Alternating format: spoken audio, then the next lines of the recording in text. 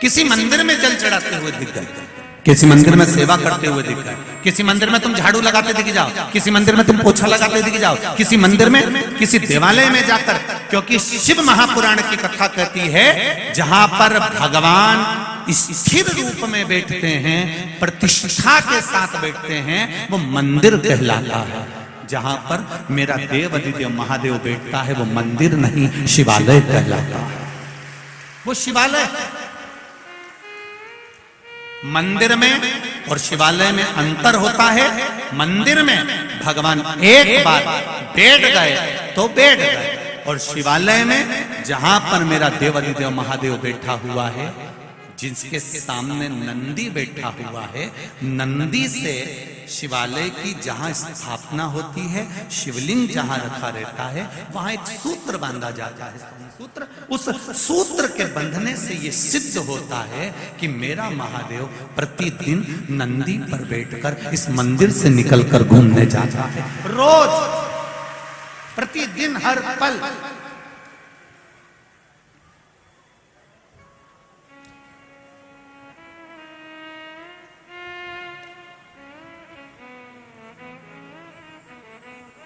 हमारा गुरु घर यहीं नजदीक में ही है, लाल हॉस्पिटल के पीछे श्री गोवर्धन नाथ जी की हवेली, हमारा गुरु घर है।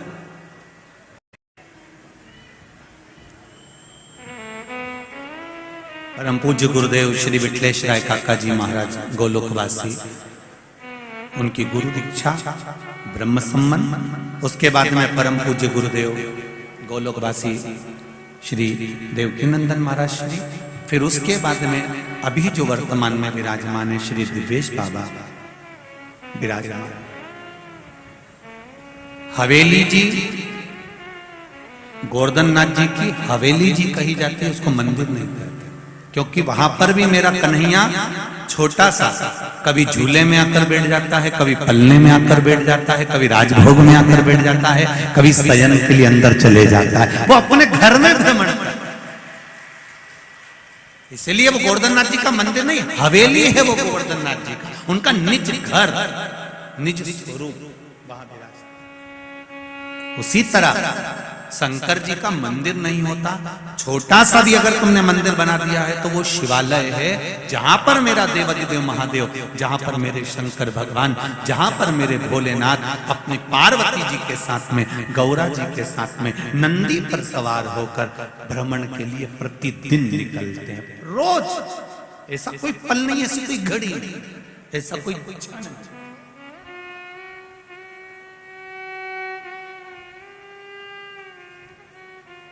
मेरा नाम जय ध्वज है, और मैं जय ध्वज शिव जी के मंदिर में आराधना करता था, शंकर जी के मंदिर में पूजन करता था, शंकर की आराधना में लीन रहता था, शंकर की भक्ति में लीन रहता था।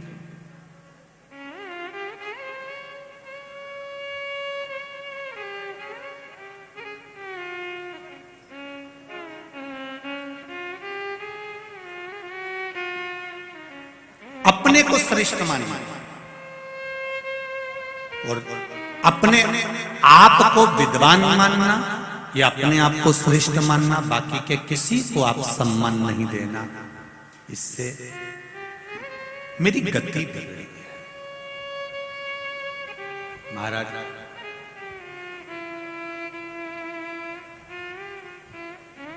मैं शिव मंदिर में जब झाड़ू लगाता, पोछा लगाता, तो वहां के ब्राह्मण ने मुझसे पूछा, आप इतने बड़े राजा हो, चाहो तो नौकर को भेज सकते हो, दास को भेज सकते हो, सेविका को भेज सकते हो, नौकरानी को भेज सकते हो झाड़ू पोछा करने के लिए। और हमारे यहाँ स्कंद पुराण में जो 16 सोमवार के व्रत की महत्वता कही है,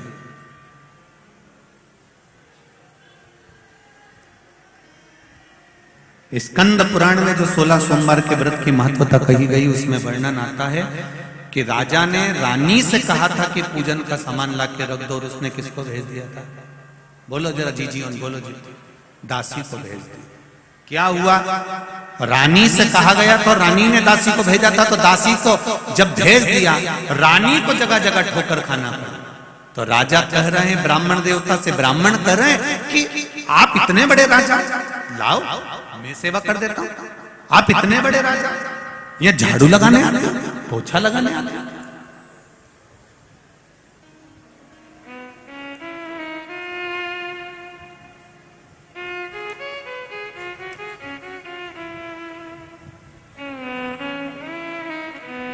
कई लोग बहुत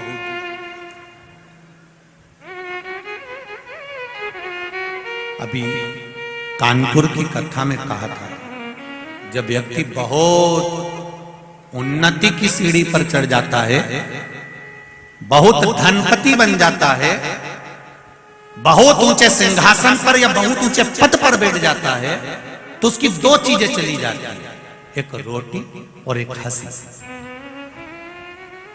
ये दोनों चीजें धीरे धीरे कम होती चली जाती। रोटी खाने का समय नहीं मिलता और अपनों के साथ में बैठकर हंसने का समय नहीं मिलता, क्योंकि पद पद प्रतिष्ठा में इतना ऊंचा बैठ जाता है, इतना ऊंचा बैठ, उसकी रोटी भी कम हो गई और उसकी हंसी भी कम हो गई।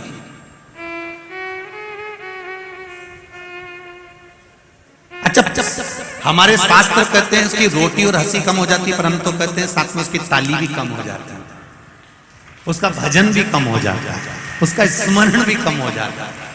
तुम देखना, बहुत साधारण सा जो व्यक्ति होगा ना, कथा में बैठ जाएगा, खूब एंजॉय करेगा, खूब नाचेगा, कथा भी सुनेगा, जहां मर्जी पड़ गई वहां बैठ गया। और कहीं कहीं की बहुत वीआईपी,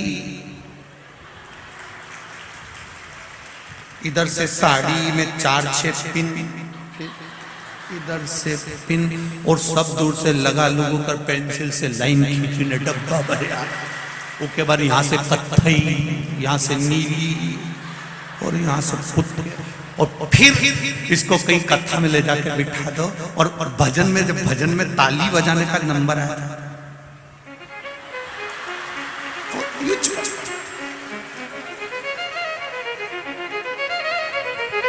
अब क्यों बजाए ऐसे? क्या इसको भगवान ने हाथ नहीं दिया? नहीं, परंतु हम भी लोग कहेंगे, बताओ भगवान महाराज की कथा में ताली बजा रहे थे, इतना वीआईपी हो, इतनी प्रतिष्ठित जगह पे बैठकर तो ताली बजा रहे, इतनी प्रतिष्ठित जगह पे पहुंचने के बाद तुम भगवान के मंदिर में झाड़ू लगा रहे, पोछा लगा रहे।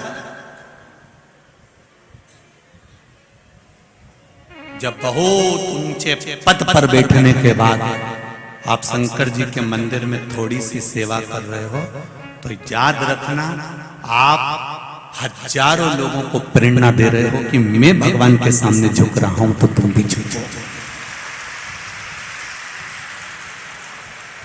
शिव महापुराण की कथा कहती है, 16 सोमवार की कथा कहती है, स्कंद पुराण से निकली हुई सत्यनारायण भगवान की कथा कहती है, स्कंद पुराण से निकली हुई 16 सोमवार की कथा कर रही है, स्कंद पुराण से निकली हुई सत्यनारायण भगवान की कथा कर रही है कि जिस परिवार में भगवान की पूजन कराने के लिए ब्राह्मण देवता आते हैं और ब्राह्मण पूजन की तैयारी करें, उससे पहले घर की नारी, घर के पुरुष को पूजन की थाली लगा लेना चाहिए, अपना आसन ब्राह्मण से ना बिछवाकर खुद बिछाकर बैठना चाहिए। ये हमारा शास्त्र है।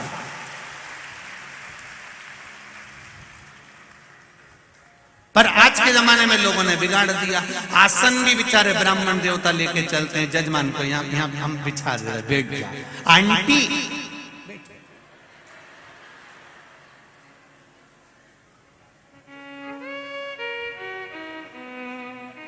आंटी और बंटी सब सुन लो अच्छे से, आसन भी खुद लगाइए, पूजा की थाली भी खुद लगाइए, पूजन का विधान पाटे पर भले ब्राह्मण देवता जमाए, कलश ब्राह्मण देवता रखें, पर थाली स्वयं लगाकर रखिए। जैसे तुम्हारे यहाँ पर कोई अतिथि आता है तो टेबल पर पहले से काजू बादाम पिस्ता इलायची, हम जहाँ ठहरे हैं वर्मा जी के यहाँ, कल हम गए थे तो उन्होंने पूरा सामान जमा के रखा था। तो लगे कि नहीं लगे कि बताओ कितने अच्छे परिवार है, कितना अच्छा घर है, यहाँ पूरी चीज इनने जमा के रखी, कितना सुंदर व्यवस्था करके रखी। अब मालूम पड़े तुम देव अधिदेव महादेव का अभिषेक करवा रहे हो, शंकर जी की पूजन की तैयारी कर रहे हो, शिव जी का पूजन करना है तुमको, और थाली तुम दूसरे से लगवा रहे हो। शिव महापुराण की कथा कहती है एक अपने घर की तिजोरी की सफाई, एक अपने घर के माता पिता की सेवा, और एक पूजन की थाली स्वयं को लगाना चाहिए। स्वयं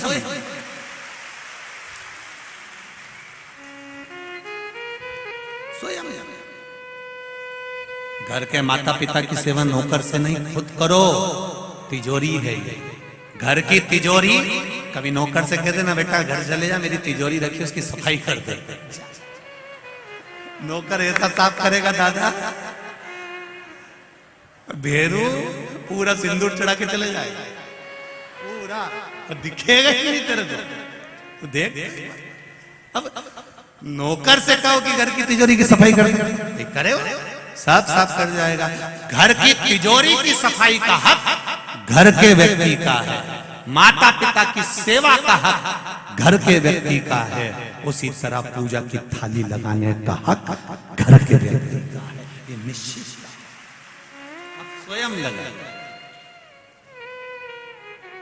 स्वयं।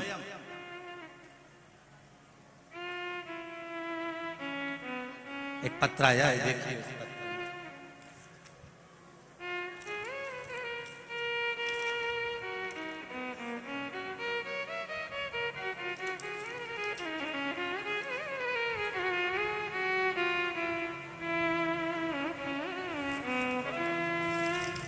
शंभु शरणे माहु घड़ी घड़ी दूध काटो दया करी मैं दर्शन आपको। गुरु जी, मेरा नाम खुशबू श्रीवास्तव है, मैं इंदौर में रहती हूँ। कहीं खुशबू जी बैठी हो? आप ही दोनों हाथ हिला दो। श्री शिवाय नमस्ते। मेरा नाम खुशबू श्रीवास्तव है, मैं इंदौर में रहती हूँ गुरुदेव। भोले बाबा का मैं क्या वर्णन करूँ गुरुदेव। मुझे 9 साल शादी को हो गए थे, और एक गुड़िया मेरे यहाँ पर पहले हो गई थी, उसके बाद कोई संतान नहीं। डॉक्टरों ने भी मना कर दिया था कि अब आपके यहाँ संतान का सुख नहीं है, आप अन्य समय पर संतान प्राप्त नहीं कर सकते।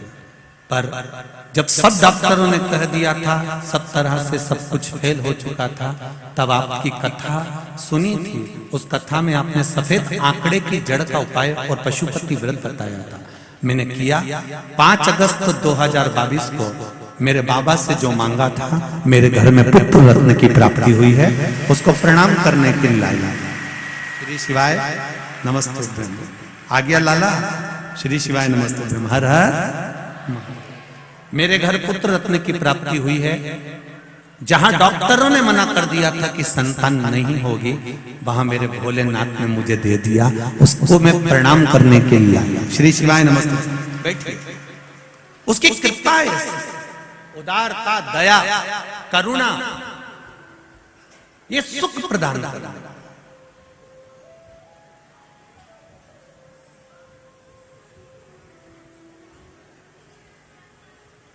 बेभव का सुख, सत्ता का सुख।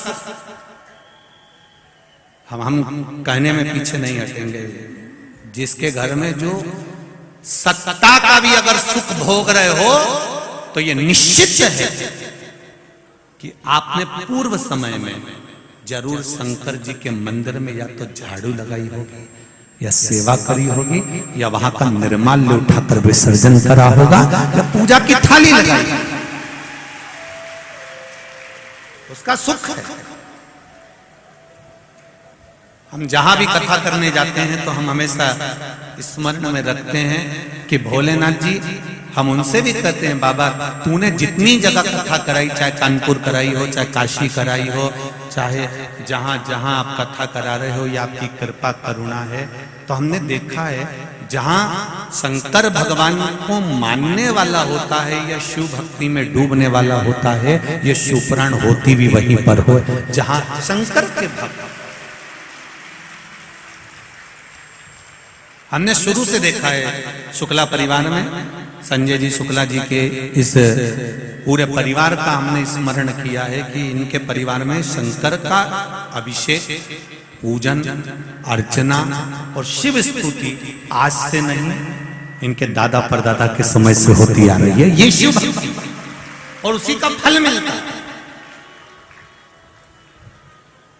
और उसी का फल, उसी का आनंद।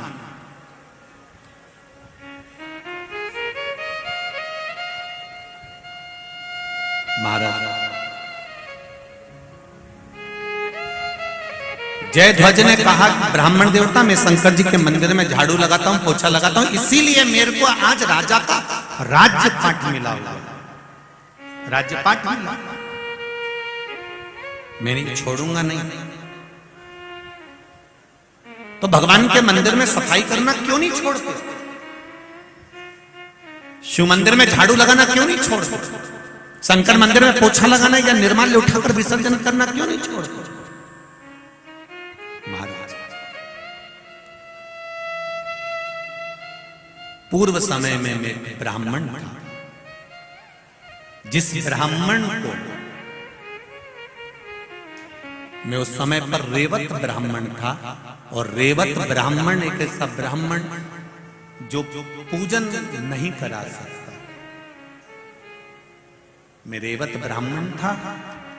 नरसिंह पुराण की कथा कहती है कि मैं रेवत ब्राह्मण था, और रेवत ब्राह्मण था, मुझे पूजन का अधिकार नहीं था, मैं पूजा नहीं कर सकता था।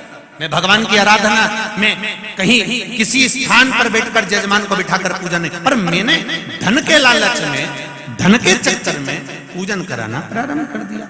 मुझे धन मिलने लगा, पैसा मिलने लगा, पर मैं रेवत था माना, पर मेरी बुद्धि भगवान में नहीं रम पाती थी। मैं वेश्यावृत्ति में लगा रहता था, जुए में लगा रहता था, गलत काम करता था, गलत चीज में डूबा रहता था। एक बार मैं किसी जगह पर पूजन करा कर आ रहा था। पूजन करा कर आते आते मैंने एक सुंदर स्त्री को देख लिया।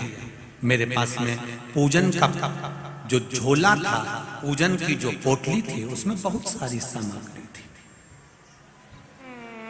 जरा ध्यान से सुनना कि मंदिर में केवल सफाई करने से क्या मिल जाता है, केवल निर्माल्य विसर्जन करने से क्या मिल जाता है, केवल मंदिर में आप साफ रख दो तो उससे क्या प्राप्त हो जाता है। राजा कह रहा है, जयध्वज कह रहे हैं, ब्राह्मण देवता, मैं पूर्व समय में एक ब्राह्मण था, रेवत ब्राह्मण था, और मैं ब्राह्मण पूजन कराने का मुझे हक नहीं था उस समय, पर मैंने पूजन कराई, इकट्ठा करा। एक बार पूजन करा कर आ रहा था, मर्द में से एक सुंदर स्त्री निकल कर जा रही थी। उस स्त्री को मैंने देख लिया, जबरन पकड़कर उसको टूटे हुए खंडेरे की ओर लेकर गया। मुझे नहीं मालूम था कि यह शिव जी का मंदिर है। मैं गलत कार्य के लिए उसको लेकर गया था। मैंने जब अंधेरा देखा, तब अपने पात्र में से, अपने वस्त्र में से थोड़ा सा घी जो लाया था यजमान के यहां से, उसको निकाल कर अपने ही उस पात्र में से थोड़ा सा कपड़ा निकाल कर फाड़ कर दिए में डुबो कर उसको जलाया। गलत करने के लिए गया था। उस नारी के साथ में मैं गलत कर्म करना चाहता था। अपना वस्त्र उठाकर मैंने मंदिर का वो फर्श, मुझे नहीं मालूम कि शिव मंदिर है, और उसको मैंने साफ किया, और गलत कर्म के लिए मैं वहां बैठा। इतनी देर में सामने से राजा के दूत आ गए। उनको लगा कोई इस खंडेरे के अंदर फंसा पड़ा है, और लगता है कि कोई ना कोई हमारे राज्य का निंदक होगा, खबरी होगा। जानकर वहां पर राजा के दूत आ गए और उन्होंने मुझे मार डाला। शिव मंदिर में ही मेरे प्राण चले गए। मेरा प्राण जब गया, मुझे अगला जो जन्म मिला है, वो जन्म मेरे प्राण छूटने के बाद जो मुझे प्राप्त हुआ, वो बैकुंठ का पद प्राप्त हुआ। जब मैं इतना बड़ा पापी था, मेरा पाप कर्म कितना प्रबल था, मेरा पाप कर्म कितना करा था, इतना पापी होने के जब मैं बैकुंठ के रास्ते पर गया तो मैंने चित्रगुप्त महाराज से पूछा, मैंने दिन रात पाप किया है, बेकार से बेकार कर्म किया है, फिर मुझे ये बैकुंठ का राज्य कैसे मिल गया, ये बैकुंठ का सुख कैसे मिल गया? तो कहा, तुमने शिव मंदिर में वस्त्र से थोड़ा सा गंदगी साफ करी थी और एक दिया लगाया था, उसका पुण्य है कि बैकुंठ का मार्ग। वहां भी मैं शांति से नहीं बैठा। जब एक बार धर्मराज मेरे सामने आए और मैंने उनसे कहा कि मुझे, धर्मराज ने पूछा कि बैकुंठ में कुछ चाहिए तुमको? तब मैंने कहा, मुझे कुछ नहीं चाहिए, केवल सफाई करना है इस बैकुंठ की। और मैं बैकुंठ का द्वार साफ करता रहा तो आज मुझे चंद्रवंश का राज्य मिल गया। ब्राह्मण देवता छोटा सा गलत करने के उद्देश्य से भी अगर मैंने सफाई करी थी शिव मंदिर की, उसका फल ये मिला कि आज मैं चंद्रवंश का राजा बनकर बैठा हूं। उसकी दया। मेरा आप सबसे निवेदन है, जितने भी लोग आस्था चैनल पर कथा सुन रहे हैं, फेसबुक यूट्यूब पर कथा सुन रहे हैं, या जितने ये इंदौर की पावन धरा में बैठकर कथा सुन रहे हैं, आप सबसे निवेदन करूंगा, कभी शंकर के मंदिर में एक लोटा जल लेकर अगर नहीं भी गए, नहीं आप दिया लेकर गए, नहीं आप अगरबत्ती लेकर गए, नहीं आप धूप बत्ती लेकर गए, नहीं आप एक बेलपत्र लेकर गए, तो शिव मंदिर का केवल सफाई कर देने पर भी आपको जो फल मिलेगा, वो फल की गणना तुमने जिंदगी में नहीं करी।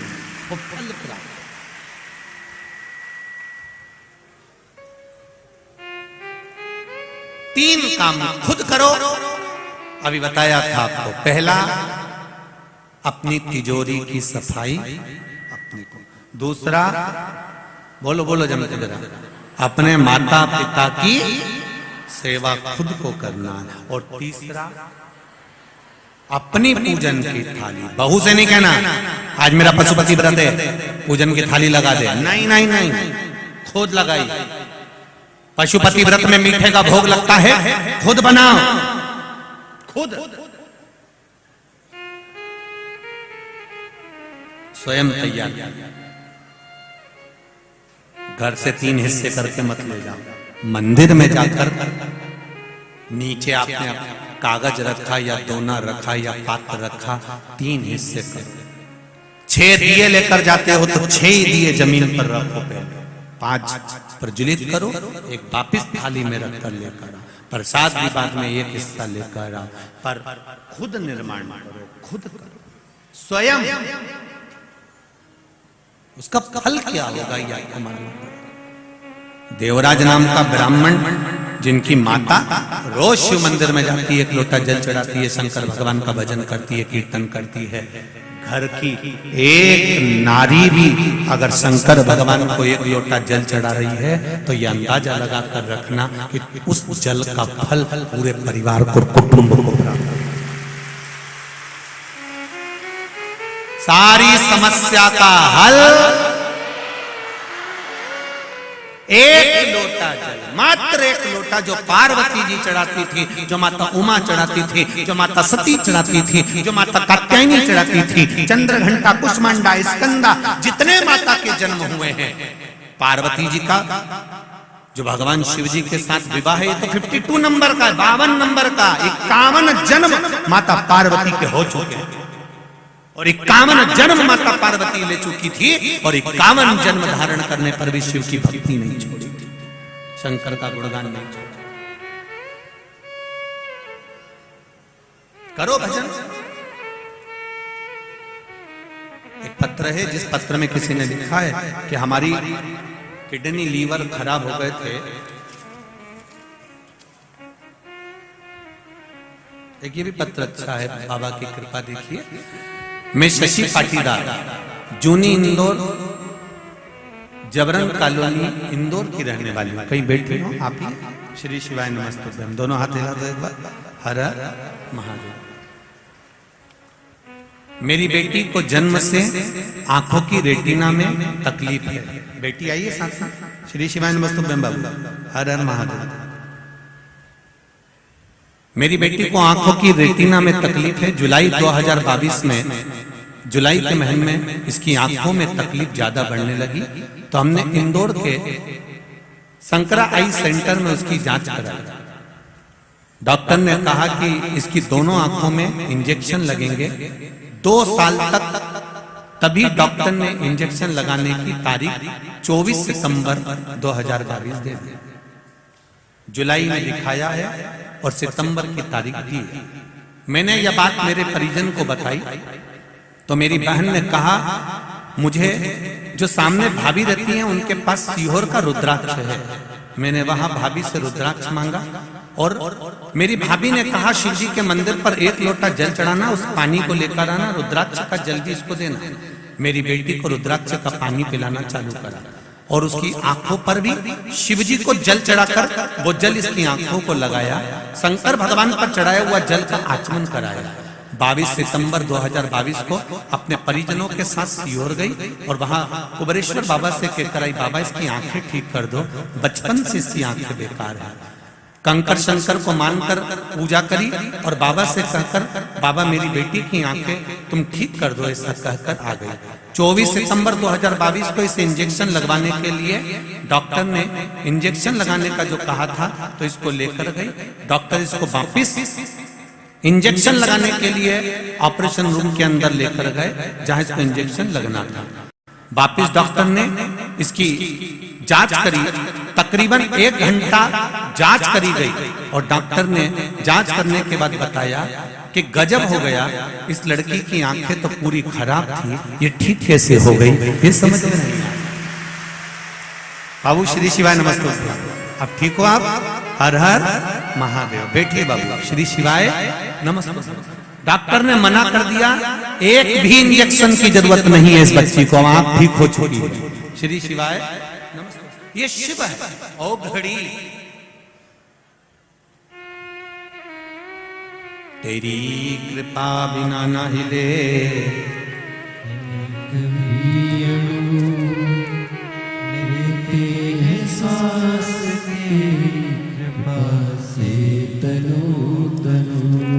बखान क्या करूं मैं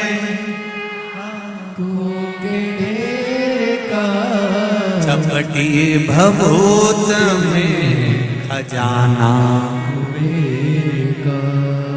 हम आपसे कहेंगे, इतने पत्र तो हम नहीं पढ़ पाते, ये सारे पत्र इसी व्यासपीठ के पास में रहते हैं।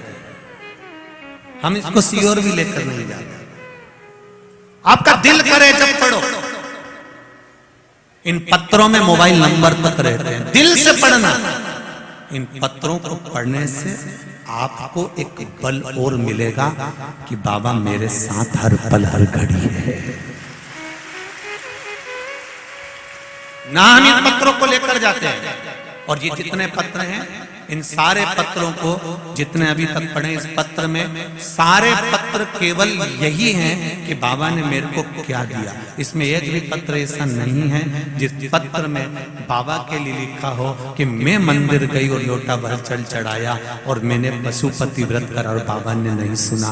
एक बार में नहीं सुना, 2 बार में सुना। सुना मेरा बाबा तुम्हारे साथ हर पल हर घड़ी हर क्षण।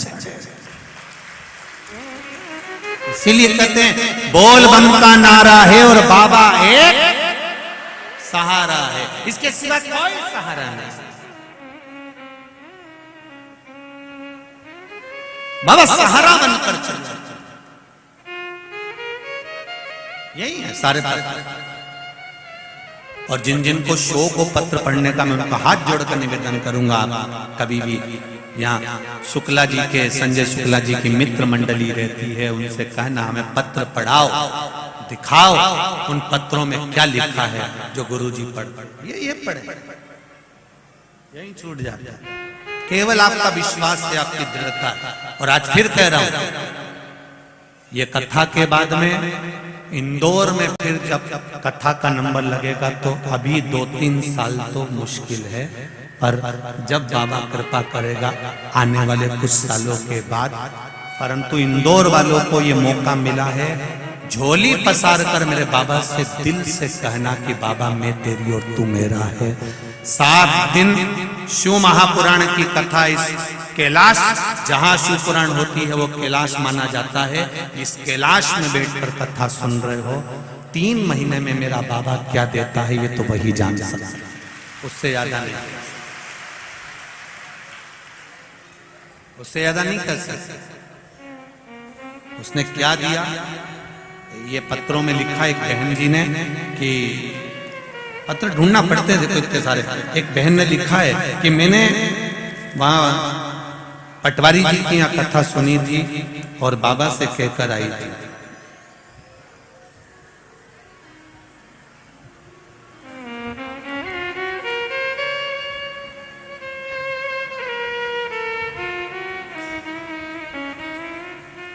जिसने लिखा वो पत्र में है उसमें कि मैं उस कथा में, बाबा की कथा में बैठकर बाबा से कहकर आई थी, बाबा मेरा मकान नहीं है इंदौर नगर में, मेरा मकान इंदौर शहर में नहीं है, मैं बहुत तकलीफ में हूं। वो पत्र इसी पत्र में जिसने लिखा हुआ खड़ी हो सकती है जिनने लिखा। आपने लिखा था? पत्र ढूंढना पड़ेगा बेटा, इसलिए श्री शिवाय नमस्ते। अब आपका वो पत्र तो मिल नहीं रहा है, पर देव जरा माइक दो पूछा। उस पत्र में आपने लिखा है कि मैं उस कथा, रोइए नहीं, बस खुशी खुशी बताओ। तो बाबा ने, आपने कहा है उस पत्र में कि मेरा मकान नहीं था, मैं बाबा से कहकर आई थी, बाबा सियोर वाला महाराज कहता है कि शिव पुराण के पंडाल में बैठकर जो मांगा जाता है मेरा बाबा उसको 3 महीने में देता है, तो आप मुझे नहीं देंगे? श्री शिवाय नमस्ते। चालू करिए। कहाँ से आई हैं? इंदौर से ही हैं। जी, बाबा की कृपा। क्या नाम है आपका? विजय लक्ष्मी शर्मा। दे दिया बाबा ने मकान? बस चालू हो गया? जी जी गुरुजी। बाबा की कृपा हो। जी। बाबा ने आपका हाथ पकड़ा, उसके लिए बहुत बहुत बाबा की कृपा बनी रहे। जय श्री शिवाय नमस्ते। श्री शिवाय नमस्ते। अब तो खुश होइए, अब रोना नहीं है, बड़े बाबा की कृपा है, तो मेरे बाबा की ऐसी कृपा करे। बैठिए। पुत्र की कामना के लिए आए हैं बाबा। बाबा आपसे निवेदन है, व्यास सीट से आप हमारे लिए ये शब्द बोल दें कि मुझे पुत्र रत्न की प्राप्ति हो। बाबा देगा। बाबा के आप आए हैं ना कथा सुनने के लिए, दिल से कहो उसको और दिल से सुनो ना, उसको छल। ना तो सियोर वाला महाराज के पास में कोई विद्या है, ना बेल है, ना भभूति है, ना मंत्र है, ना तंत्र है। हमें तो पूरी पुराण भी नहीं आती रही जीजियों और जी जाऊं, पर निवेदन इतना सा है कि मेरे बाबा पर भरोसा पूरा रखना। ढोंग प्रपंच में ना पढ़कर एक लोटा जल लेकर मंदिर जाओ, उसका पीछा पकड़ लो, पुकारते रहो, देगा, जरूर देगा, ये निश्चित है। हर हर महादेव। बैठिए। हर हर देगा, निश्चित है, छोड़ेगा नहीं।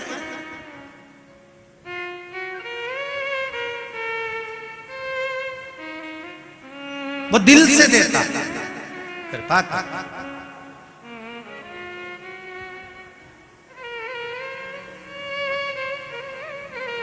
अब विश्वास रखकर उसका भजन करिए, कहीं मत जाओ। हम ये भी नहीं कहते कि तुम बहुत दूर जाकर भजन करो, आप तो आपके घर के पास में जो शंकर जी का मंदिर है वहां जाओ। अभी हमने कथा में कहा था, एक बहू पूना में रहती है और एक तुम्हारे पास में रहती है। दुख आएगा ना तो पूना वाली नहीं आएगी, वो फोन लगा के जरूर बोलेगी, मम्मी क्या हो गया बेटा, बहुत तकलीफ है। तो जीजी कहाँ गई? जेठानी का पूछ रही है, जेठानी कहाँ गई? और तुमने पूना वाली पर भरोसा रखा और उसको फोन लगाया, तो क्या पूना वाली आ जाएगी 2 घंटे के अंदर?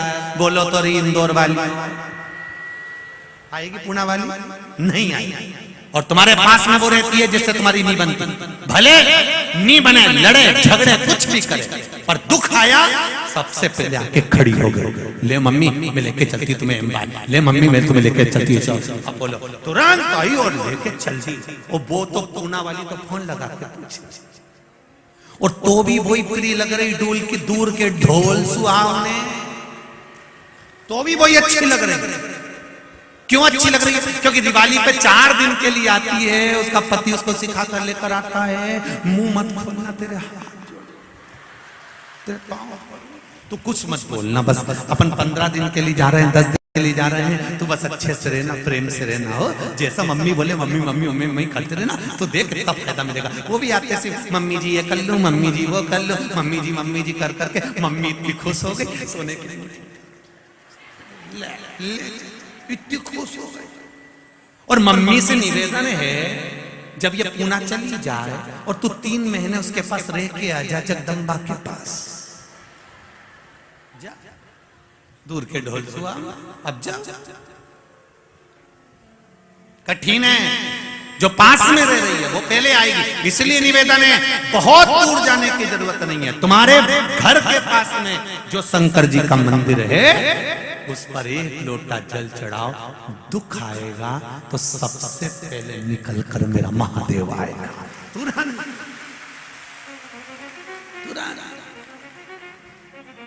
अब कहोगे गुरुजी आप कभी ये नहीं कहते कि राम जी के मंदिर में जल चढ़ाओ या भगवान कृष्ण के मंदिर में जल चढ़ाओ या उस मंदिर में जल चढ़ाओ, आप हमेशा शिव जी का ही क्यों कहते हो? क्योंकि शंकर जी का जो मंदिर है, शिवालय जो होता है ना, शिवालय में पट नहीं होता। आजकल के भले मंदिरों में दरवाजे हो गए, पर तुम देखो बैकुंठ में द्वार है, विष्णु पुराण में लिखा 8 द्वार बैकुंठ के, बैकुंठ में 8 द्वार, इंद्रलोक में द्वार है, ब्रह्मलोक में द्वार है, पितृलोक में द्वार है, गरुड़ लोक में द्वार है, वरुण लोक में द्वार है, पर किसी पुराण में यह नहीं लिखा कि कैलाश पर्वत पे द्वार है। किसी पुराण में नहीं लिखा कि कैलाश में यह द्वार है, क्योंकि शंकर भगवान के मंदिर में द्वार नहीं होता। कब पट भगवान शंकर के मंदिर में दरवाजा नहीं होता। शिव का मंदिर 24 घंटे खुला है। मेरे बच्चों को जब दुख हो वो तोड़ कर आ जाए, शिव तो ये बेटा 24 घंटे हर पल हर घड़ी हर क्षण बैठे।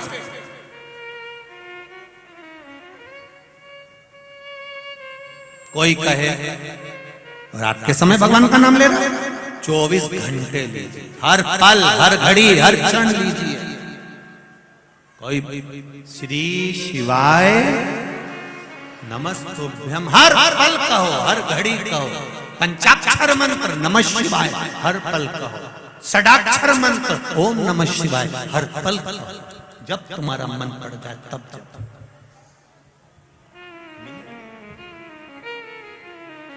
कब फल मिलता मिले। देवराज ब्राह्मण की माता शिव मंदिर में जाती, सफाई करती, शंकर जी के मंदिर में जाकर जल चढ़ाती। जल चढ़ाने का फल क्या हुआ कि देवराज चोरी कर कर आ रहा था, चोरी का धन उसके साथ में था, उसको शरीर में ताप पड़ गया, शिव मंदिर में चला गया। मंदिर में जाकर छुप कर बैठा क्योंकि ठंड लग रही थी, शरीर तपन मांगा।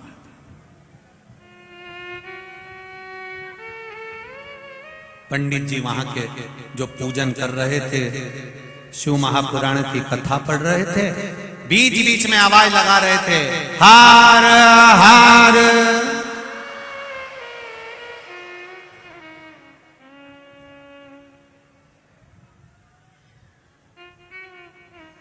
हमने बीच बीच कथा में हर हर महादेव बोलना बंद कर दिया, क्योंकि लोगों के मैसेज और पत्र बहुत आए। उस मैसेज में लोगों ने लिखा था कि हम गाड़ी चलते चलते आपकी कथा सुनते हैं, ऑफिस में काम करते करते कथा सुनते हैं, और आप बोलते हो हर हर महादेव। हम जैसे जम के हाथ ऊपर करते, हमारे ऑफिसर हमको देख के टोक देते। कई बार 2 व्हीलर गाड़ी चला रहे होते हैं और हेडफोन लगा हुआ है और कथा चल रही है, और आपने कह दिया दीन बंधु दयालु दया कीजिए, जो दोनों हाथ उठा के हर हर महादेव नहीं बोले उसको उठा लीजिए।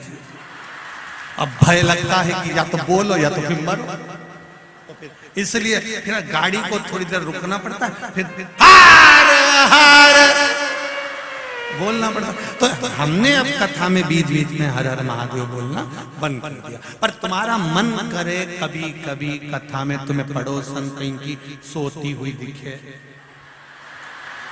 तो तुम बिल्कुल बेझिझक, तुमको छूट है एकदम बिल्कुल 7 दिन तुम बड़ी आनंद में, वो सो रही हो और तुम उसके पास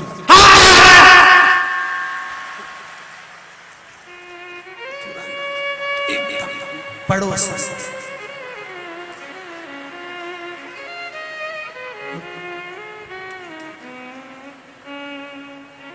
फिर बॉटल निकालेगी पानी की बैग में से, क्या हुआ था? हर हर महादेव।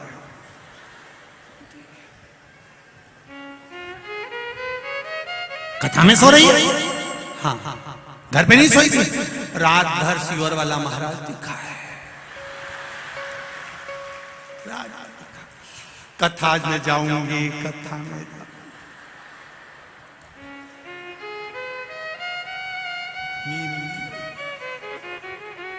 खानो नहीं भावे मने, दौड़ दौड़ मन सत।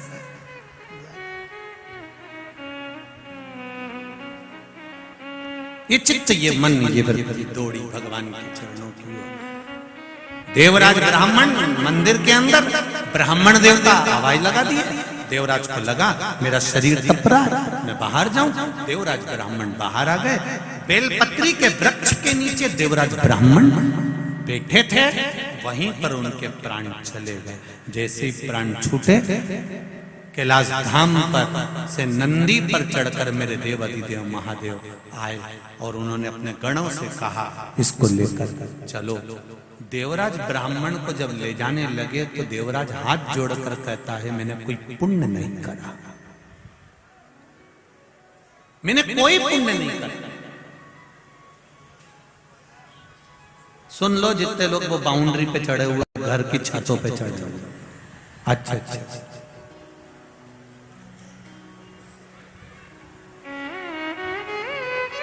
आज की स्थिति को देखकर तो लगता है कल तेरा क्या होगा रे कालिया।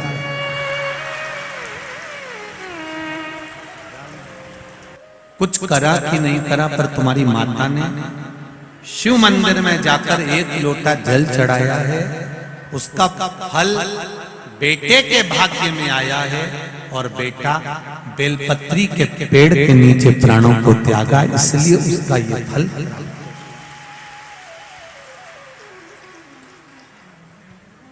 एक बेलपत्र का जो ये पत्ता होता है जिसमें ब्रह्मा विष्णु महेश तीनों होते हैं, 64 योगनियां देवियां भी इसमें विराजमान हैं और 33 कोटि देवी देवता भी इसमें विराजमान हैं। एक बेलपत्र, कभी मौका लगे आपके जीवन में, अभी जब दुख तकलीफ कष्ट बहुता मात्रा में लगे, तब प्रयास करिए कि एक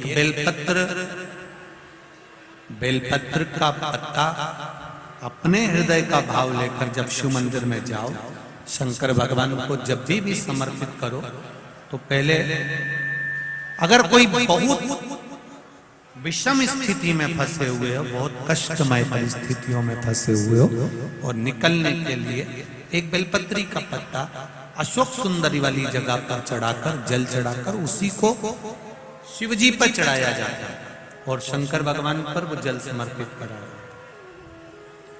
जो कलश में जल है वो शिव। किस किस जगह पर चढ़ाना है? उसी पत्ते को पहले कहां चढ़ाना है? अशोक सुंदरी वाली जगह।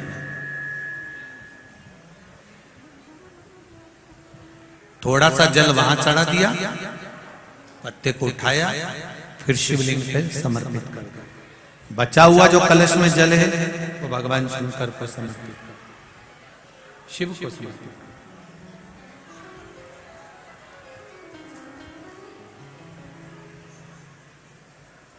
अभी रखो, कथा के विराम पर ले लो। 2 जगह पर जल चढ़ाना अगर कहीं विषम परिस्थिति में लगता है, ऐसा लगता है कि ये विषम परिस्थिति है, ये उसको साधना है और इस दलदल से बाहर निकलना है, तो उसके लिए पहले अशोक सुंदरी वाली जगह जल, फिर शिवलिंग पर बेलपत्र, वही चढ़ा हुआ बेलपत्र, ज्यादा नहीं, और फिर एक निवेदन करेंगे अगर आप अलग से कोई बेलपत्र नहीं ले जा सकते हो, आपके पास में बेलपत्र नहीं है, शिवलिंग पे से बेलपत्र उठा लिया करो, उसी को धो के वापिस चढ़ा दिया। वैसे तो पहले तो शंकर जी के मंदिर में बहुत बेलपत्र रखे रहते थे, चढ़े रहते थे। अब आज के जमाने में माता इतनी चतुर है, खुद ही चढ़ाती, खुद ही उठा लाती, पड़ा ही नहीं। अब बेलपत्र बोलो सही है कि गलत है? शिव मंदिर में अब बेलपत्र पड़े हुए मिलते हैं क्या? चढ़े हुए मिलते हैं क्या? नहीं। जब जाओगे तब बेलपत्र मिल जाए, ये बहुत बड़ी बात है, भगवान की कृपा। बहुत उदारता मेरे भोलेनाथ जी की, कहीं मिल जाए तब। और नहीं तो कहीं कहीं की तो इंतजार में बैठी रहती, कोई आ रही होगी, ला रही होगी, चढ़ाएगी, उठा। अच्छा, एक बात तो जरूर है, जब से लोगों ने शंकर जी के मंदिर जाना चालू करा और भगवान शंकर की भक्ति में जब से डूबे हैं ना, तब से तुम इनके चेहरे की चमक देखना, खूब आनंद में, खूब चमक।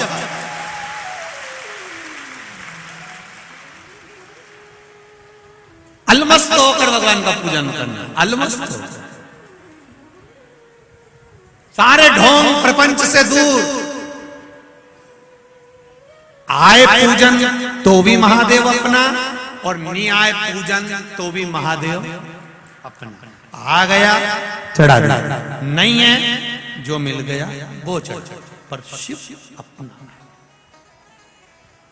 ओ घड़ी अपना।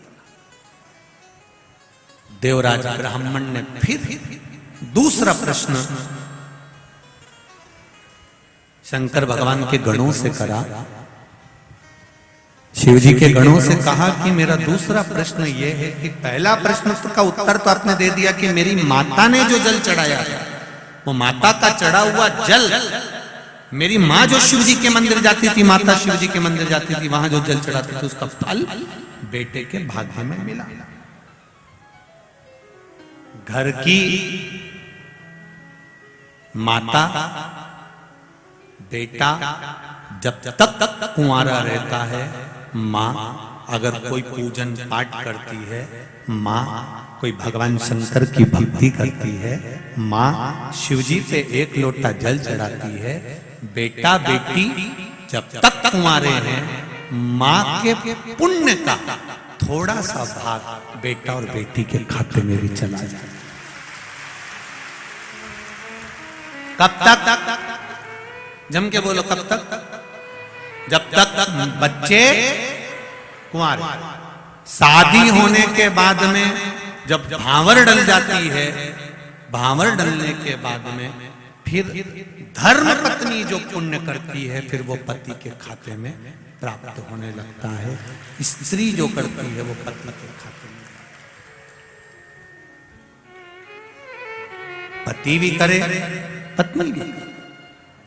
हाँ, फिर जब बच्चों का विवाह हो जाता है, लड़का लड़कियों का विवाह हो जाता है, घर की बुजुर्ग माता यदि शंकर भगवान पे एक लोटा पानी चढ़ा रही है, तो वो फिर जो जल समर्पित करती है, वो अपने पोता पोती नाती पंती और घर में सबका प्रेम बना रहे, सबका स्नेह बना रहे, घर की बुजुर्ग माता के जल से सबका संगठित रहने में जो सुख है, वो सुख है।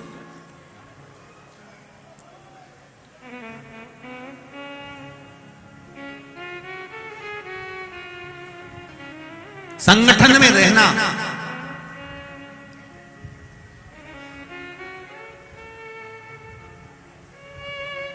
अभी विधायक संजय भैया शुक्ला जी से कथा चालू हुई, जब पूजन करे, फिर उन्होंने कहा गुरुजी, हमने कहा बोली, हमारा पूरा परिवार भी प्रणाम कर ले। हमको बड़ी खुशी हुई, कम से कम परिवार की संगठनता दिखाई दी कि एक साथ जो परिवार दिखता है वो परिवार का अच्छा लगा। हमने कान दो। जब वो आते गए तो हमें सुदामा और भगवान कृष्ण की कथा याद आ गई। भगवान कृष्ण ने सुदामा जी से कहा था, तू इतने दिन बाद द्वारका आया है, मैं तेरा छोटा भाई हूं। कृष्ण कहते हैं तेरी बहुएं तुझे प्रणाम करना चाहती है। भगवान सुदामा जी ने कहा, बोला लो, इनको क्या मालूम था कि इतनी सारी, हमको भी क्या मालूम था कि हमने परिवार बुलाया था, तो हमें अब वो तो आती गई। सुदामा जी भी आशीर्वाद देते गए, अखंड सौभाग्यवती भाव, आंदो अखंड सौभाग्यवती भाव। उनने सोचा 15-20 ही होंगी, इससे ज्यादा थोड़ी ना होंगी। अखंड सौभाग्यवती भाव, अखंड सौभाग्यवती भाव, अखंड सौभाग्यवती भाव, अखंड सौभाग्यवती भाव। अब तुम भी जरा दोनों हाथ उठा के अखंड सौभाग्यवती भाव इसको जरा बोलते जाओ, जरा 16,108 बार। अब सुदामा जी 25-50 बार बोल दिया, अखंड सौभाग्यवती भाव, अखंड सौभाग्यवती भाव, अखंड सौभाग्यवती भाव। थोड़ी देर बाद सौभाग्यवती भाव, सौभाग्यवती भाव, सौभाग्यवती भाव, सौभाग्यवती भाव, सौभाग्यवती भाव, सौभाग्यवती भाव, भाव भाव भाव भाव 25-50 बार हो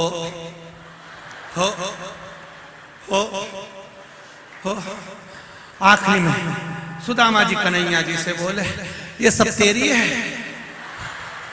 अपनी है, चलने दे। दादा सुदामा जी बोले, मुझे मेरे घर छोड़िया,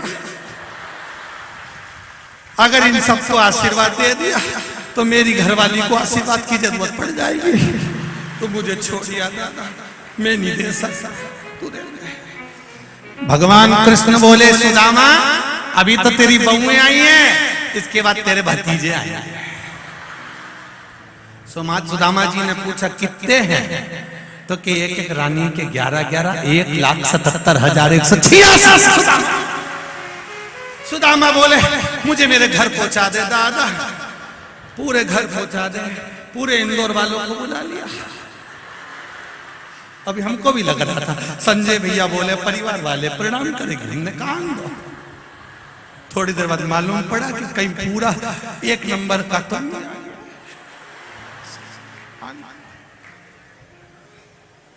और वास्तवता है, जो भी जिस पद पर रहता है उसके अनुसार उसका जो क्षेत्र रहता है वो क्षेत्र हल्का नहीं होता, उसका परिवार होता है, ये निश्चित उसका परिवार। दूसरा प्रश्न पूछा गया, दूसरा प्रश्न क्या पूछा देवराज ने? कहा महाराज मान लो मेरी माता का पुण्य मुझे प्राप्त हुआ और मैं कैलाश धाम जा रहा हूं, पर मैंने कुछ देर की शिव महापुराण की कथा एक ब्राह्मण बाच रहे थे, मैंने सुनी थी, शरीर में ताप हो रहा था, कथा तो सुनाई नहीं दी, पर महाराज चिल्लाए थे क्या? हर हर महादेव। जब महाराज ने आवाज लगाई थी वो हर हर महादेव का शब्द मेरे कानों में गया था, उसका मुझे क्या पुण्य मिलेगा वो बता दो। भगवान शिव के गणों ने तो कुछ नहीं कहा, तब उसी समय पर भगवान शिव ने आकर नंदी का जो मुख में लगने वाली नार थी वो पकड़ी, रस्सी को पकड़ा और रस्सी पकड़कर देवादिदेव महादेव लेकर सीधे बैकुंठ चले गए। बैकुंठ से ब्रह्मलोक चले गए, ब्रह्मलोक से इंद्रलोक चले गए, इंद्रलोक से गरुण वरुण लोक होते हुए पितृलोक होते हुए पितरों के वहां से फिर वापिस कैलाश धाम चले गए। देवराज ने पूछा, मैंने प्रश्न किया था आपसे बाबा, आपके गणों से प्रश्न किया था, हर हर महादेव जो मैंने सुना था उसका क्या फल होता है? शिव जी ने कहा, उसी का फल था कि शंकर तेरे नंदी को पकड़कर तुझे नंदी पर बिठाकर भगवान विष्णु और ब्रह्मा का दर्शन करा देता है। ये हर हर महादेव का एक फल है। आप शिव मंदिर हो, कथा हो, भजन हो, कीर्तन हो, संकीर्तन हो, वहां पर शब्दों का जो संबोधन होता है उसकी मूल तक उसका महत्व है।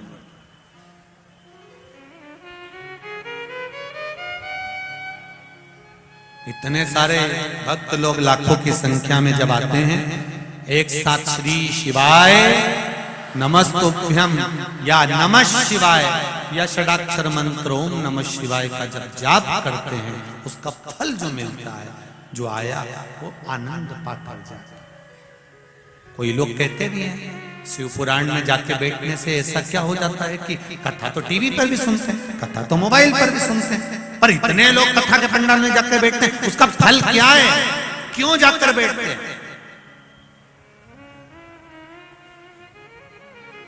गंगा नदी दिख रही है, दर्शन कर लिए, प्रणाम कर लिया, उसका फल मिलेगा। टीवी पर दर्शन करे तुमने गंगा जी का, उसका फल मिलेगा। टीवी पर आरती का दर्शन करा, उसका फल मिलेगा। टीवी पर कथा सुनी, सत्संग सुना, भजन करा, उसका फल मिलेगा। पर गंगा के घाट पर हरिद्वार पहुंच गए और डुबकी लगाई है तो केवल शरीर नहीं तरा है, साथ में जो कपड़े थे वो भी तर गए हैं। महाराज, केवल अकेला जीव नहीं तरा है, ना जाने कितनों को तार दिया।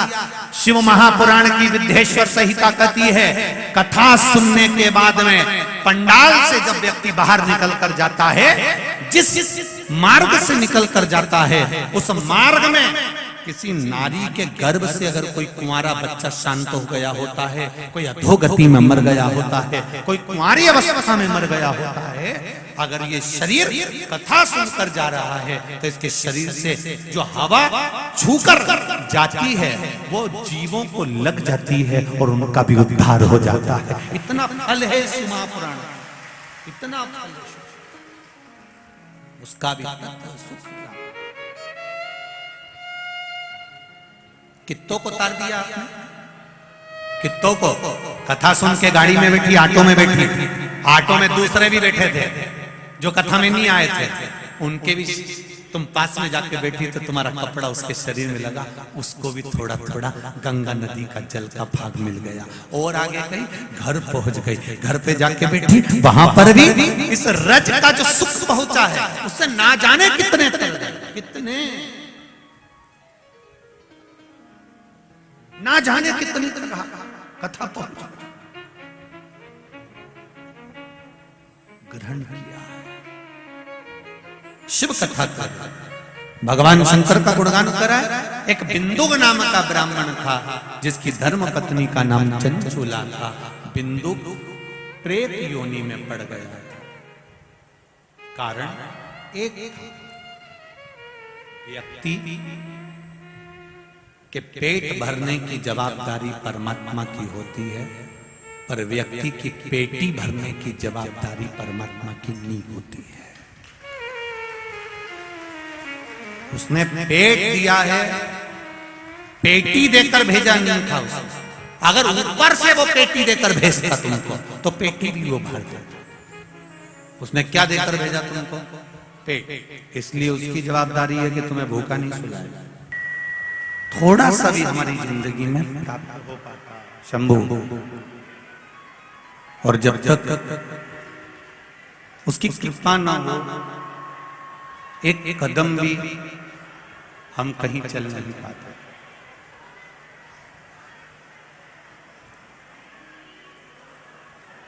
कहीं परमात्मा की कृपा, शिव कृपा हुई, जो आप और हम भगवान देवाधिदेव महादेव की ये पावन कथा को श्रवण करने के लिए विराजमान हुए। कथा मंडप में विराजमान सभी विद्वान ब्राह्मण जन, संत महात्मा, और आस्था चैनल के माध्यम से, फेसबुक यूट्यूब के माध्यम से भगवान की पावन कथा को अपने घर बैठकर इंदौर की पवित्र पावन भूमि से, माहिल्या की गोद से शिव महापुराण की कथा को श्रवण कर अपने जीवन को धन्य बना।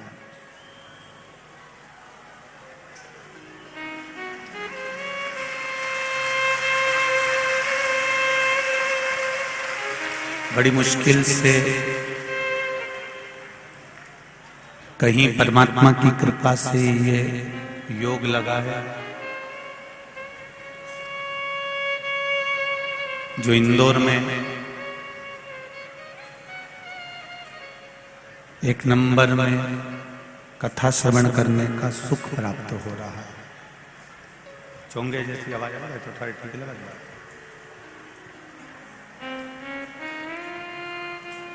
प्रभु कृपा से, प्रभु की उदारता से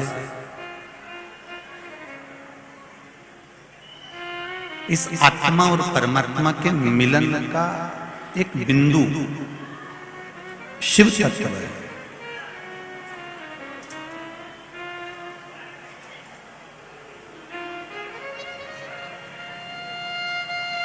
मान लो मानव का शरीर मिल भी गया, मानव की देह प्राप्त हो भी गई, और मानव की देह प्राप्त हो जाने के बाद भी अगर हम परमात्मा की अविरल भक्ति को प्राप्त नहीं कर सके तो फिर हमारा ये संसार सागर में आना तो व्यर्थ रहा। जैसे किसी तीर्थ में गए और किसी तीर्थ में जाने के बाद में, किसी तीर्थ में पहुंचने के बाद में आप बद्रीनाथ चले गए, जगन्नाथ चले गए, द्वारका जी चले गए, रामेश्वरम चले गए, या उज्जैन महाकाल की पावन धरा पर चले गए, पर वहां पहुंचने के बाद यदि आप अपने रिश्तेदारों से तो मिलकर आ गए, कुटुंब वालों से मिलकर आ गए, अपने परिचितों से मिलकर आ गए, पर देवाधिदेव महादेव के दर्शन नहीं करे, या बद्री विशाल भगवान के दर्शन नहीं करे, या हम जिस तीर्थ में गए हैं उस तीर्थ में पहुंचने के बाद हमने उस भगवान का स्वरूप का स्मरण ही नहीं किया, तो फिर उस तीर्थ में जाने से फायदा क्या हुआ? उसी तरह मनुष्य की देह मिल जाए, मानव का शरीर मिल जाए, और मानव का शरीर प्राप्त करने के बाद यदि हमने इस मनुष्य शरीर से शिव भक्ति को धारण ही नहीं करा,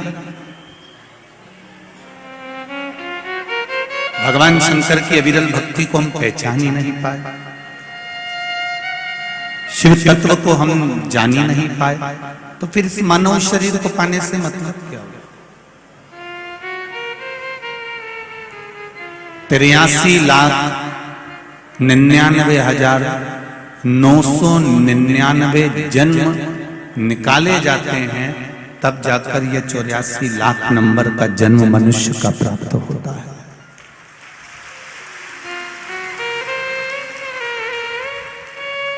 तिरासी लाख 99,999 जन्म निकलने के बाद यह मानव का शरीर मिला।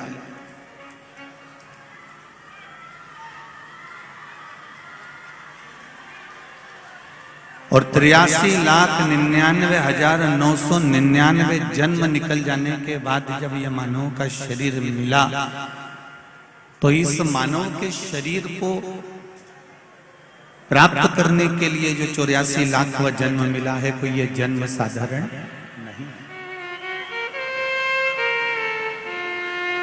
बड़ी मुश्किल से मिला हुआ है। मैंने तेरे ही भरोसे, ओ बाबा तेरे ही भरोसे, हवा बिच उड़ती जावांगी, बाबा डोर हथों छड़ी ना मैं कड़ी जावा। भोले मैं तेरी पतंग, शंभू मैं तेरी पतंग। बाबा से ये निवेदन, अपनी चित्त वृत्ति को धारण करने के लिए, भगवत भजन को धारण करने के लिए, भगवत स्मरण को धारण करने के लिए, शिव भक्ति को धारण करने के लिए यह मानव की देह मिली।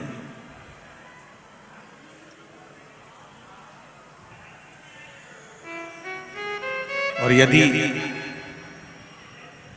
इस मानव की देह को ही हम व्यर्थ में गंवा दें तो फिर जीवन नरक है।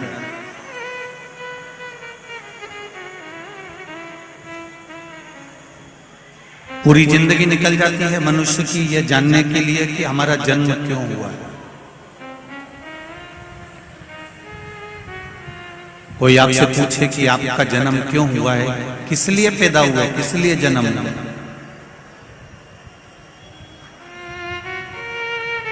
आपके और हमारे जन्म का कारण क्या है?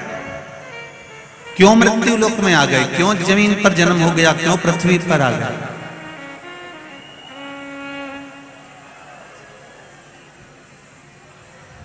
इस जन्म का कारण क्या है? तो उसका दो कारण हमने पहले भी वर्णन किया शिव महापुराण में कि मनुष्य के जन्म का दो कारण है। एक पूर्व में किए हुए कर्म का भोग भोगने के लिए, और दूसरा भगवान का भजन करने के लिए यह मानव का शरीर।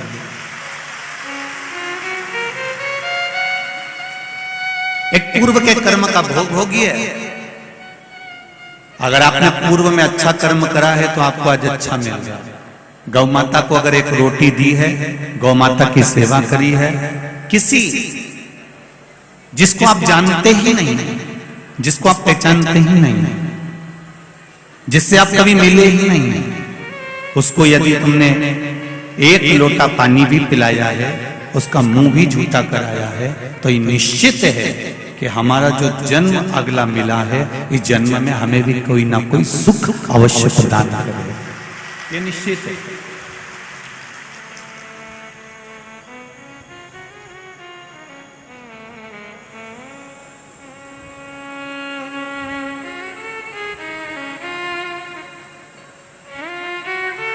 ये जो सास और बहू के जो रिश्ते होते हैं, देवरानी और जेठानी के जो रिश्ते होते हैं, कुटुंब और परिवार के जो संबंध होते हैं, रिश्ते होते हैं, शिव महापुराण की कथा कहती है ये जो रिश्ते बनते हैं ये हमारे पूर्व के कर्म के अनुसार बनते हैं।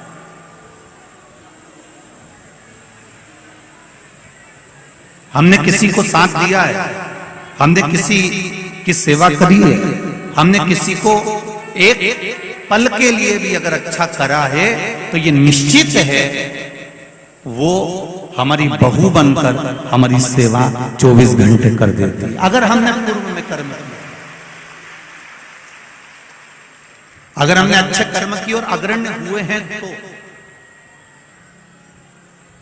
तो उसका फल हमको जरूर मिलेगा। और यदि हमने पूर्व में जो कर्म करा है, पूर्व में अगर किसी का बुरा करा है, तो निश्चित है कि आज हमें भी बुरा ही मिलेगा। इसको आवाज आ रही है, इसको बंद करवा दो। पूर्व के कर्म का हमें भोगने को मिलता है। इसलिए आपको बारंबार पहले भी कहा, मत बुरे कर्म कर बंदे वरना पछताएगा, भगवान की आंखों से तू बच नहीं पाएगा, तू बच नहीं पाएगा। अरे ओ अज्ञानी मत करना, तेरे कर्म का फल भी तू ही पाएगा, जैसा किया तूने तेरे आगे आएगा। मत बुरे कर्म कर बंदे, मत बुरे कर्म कर बंदे वरना पछताएगा, भगवान की आंखों से तू बच नहीं पाएगा, तू बच नहीं, अरे ओ अज्ञानी मत करना, अरे ओ अज्ञानी मत करना। अपने मन को, अपने चित्त को, अपने स्वभाव को, अपने हृदय को, अपने को स्वयं ही संजोना पड़ेगा। कोई दूसरा सुधारने वाला नहीं मिलेगा, ना दूसरा कोई सुधार पाएगा। एक पीने वाला जो व्यक्ति होता है ना, जो नशे में धुत होता है, उसको कोई कितना भी समझा दे मत पियो, बेकार है, क्यों पीते हो, बर्बाद हो जाओगे। पीने वाले व्यक्ति गटर में पड़े होते हैं, नाली में पड़े होते हैं, बेकार है। अब कितना भी समझा लो, उसके समझ में नहीं आएगा। समझ में कब आएगी? जब वो अपने हृदय से, अपने दिल से ये विचार कर ले कि जो मैं पी रहा हूं ये मेरे जीवन को और मेरे घर को और मेरे परिवार को बर्बाद कर रहा है, तो वो छोड़ दे, फिर छोड़ दे। पर यदि तुम खूब प्रेशर दे लो कि नहीं पीना है, तुझे बंद कर दूंगा और तुझे मुक्ति केंद्र में ले जाकर नशा मुक्ति केंद्र में रख दूंगा, तुझे यहाँ रख दूंगा, तुझे वहां रख दूंगा, पर जब तक वो भीतर से दृढ़ नहीं होगा, जब तक वो भीतर से दृढ़ता धारण नहीं करेगा, तब तक वो नहीं छोड़ सकता। काम, लोभ, आसक्ति, वासना, तृष्णा, ये सब तुम्हें भीतर से तोड़ना होगा।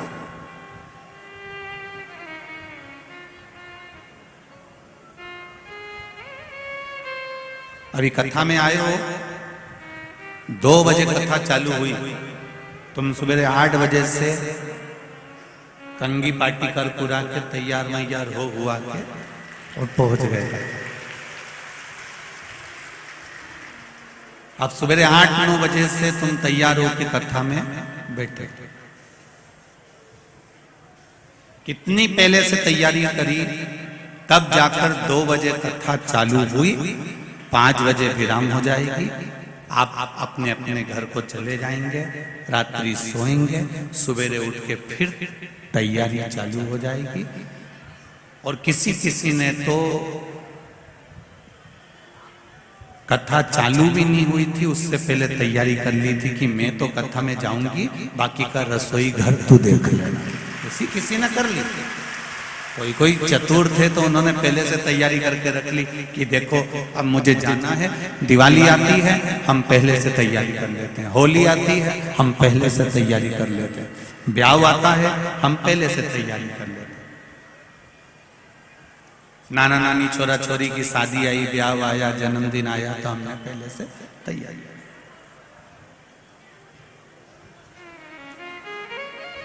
अब हमने पहले से तैयारी क्यों करी कि जब दरवाजे पर बारात आएगी, कोई काम आएगा तो एकदम टेंशन नहीं आए, कोई परेशानी नहीं आए, कोई कष्ट नहीं आए, हम एकदम तुरंत, कोई ने कहा हल्दी ला के दो, हम हल्दी ला कर दे दें, कोई के मेहंदी ला के दो, हम मेहंदी ला के दे दे, कोई के हमको ये चाहिए हम वो निकाल। ये तैयारी आपने करी। उसी तरह पशुपति व्रत कर कर शिव जी को 1 लोटा जल चढ़ाकर, शंकर भगवान को 1 बेलपत्री समर्पित कर कर, ओम नमः शिवाय पंचाक्षर मंत्र बोलकर, षडाक्षर मंत्र ओम नमः शिवाय बोलकर, श्री शिवाय नमस्तुभ्यम बोलकर, महामृत्युंजय मंत्र का जाप कर कर, गौरी शंकर बोलकर, भगवान शिव का जो तुम नाम जाप कर रहे हो, भगवान शंकर का जो तुम गुणगान कर रहे हो, शिव नाम में जो तुम डूबे हुए हो, शंकर की भक्ति में जो तुम डूबे हुए हो, 1 लोटा जल तुम शिव जी को समर्पित कर रहे हो, या किसी भी रूप में तुम शंकर भगवान की भक्ति कर रहे हो, तो ये विचार कर कर रखना, ये तुम्हारी उस समय की तैयारी है जिस समय पर तुम्हारे जीवन में कोई कष्ट आया तो तुम्हारा महादेव तुम्हारे सामने आकर खड़ा है।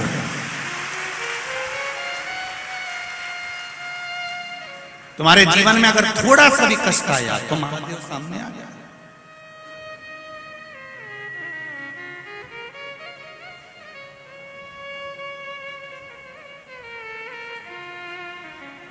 विपरीत परिस्थिति में शिव तुम्हारे साथ में है।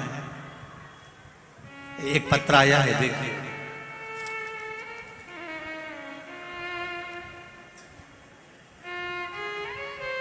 मेरा नाम तारा गोयल है। मैं राजनगर इंदौर में रहती हूँ। तारा जी गोयल कहीं बैठी हो तो खड़ी हो जाए, कहीं अगर बैठी हो। आप ही हैं? दोनों हाथ हिला दो एक बार। श्री शिवाय नमस्तुभ्यम। एक बार दोनों हाथ ऊपर करके ऐसे हिला दीजिए, ठीक है। श्री शिवाय नमस्तुभ्यम। मेरा नाम तारा गोयल है। मैं राजनगर इंदौर में रहती हूँ। गुरुजी, मेरा बेटा पिछले 2 साल से सरकारी नौकरी की परीक्षा पास करने के लिए प्रयासरत था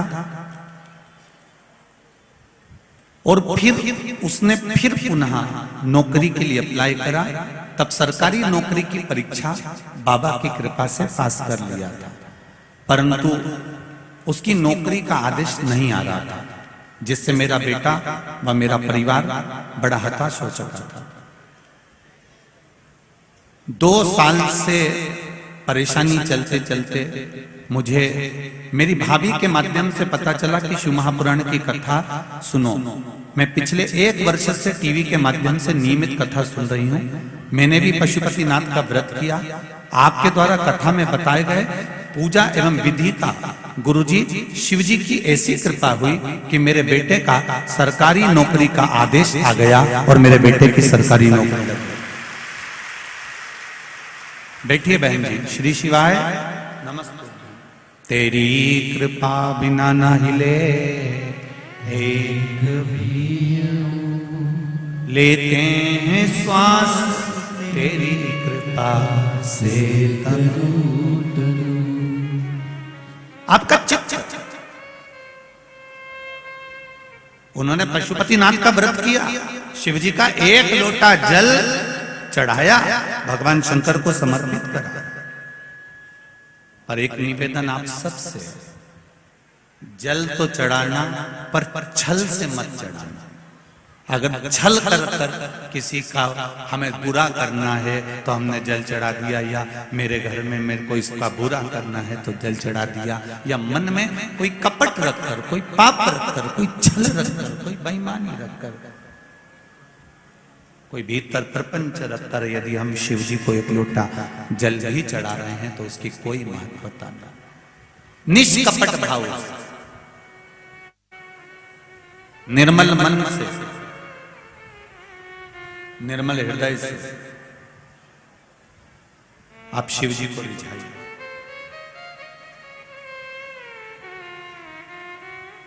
और जब निर्मल मन से आप भगवान का भजन करेंगे तो ये निश्चित है कि आपको वो कथा का रसतत्व प्राप्त होगा।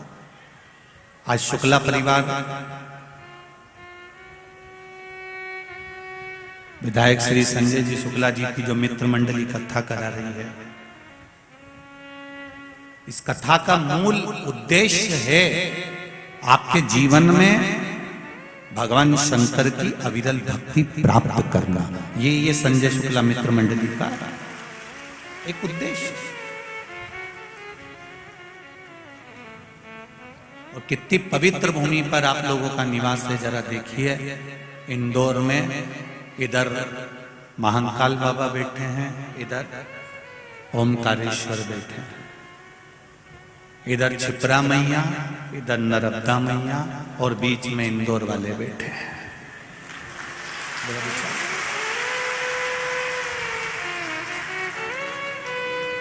हम सब दूर कहते हैं, आपने हमारी कथा में भी कई बार सुना होगा कि दुनिया में भोजन और भजन का अगर कहीं सुख है तो वो इंदौर की पवित्र धरा पर।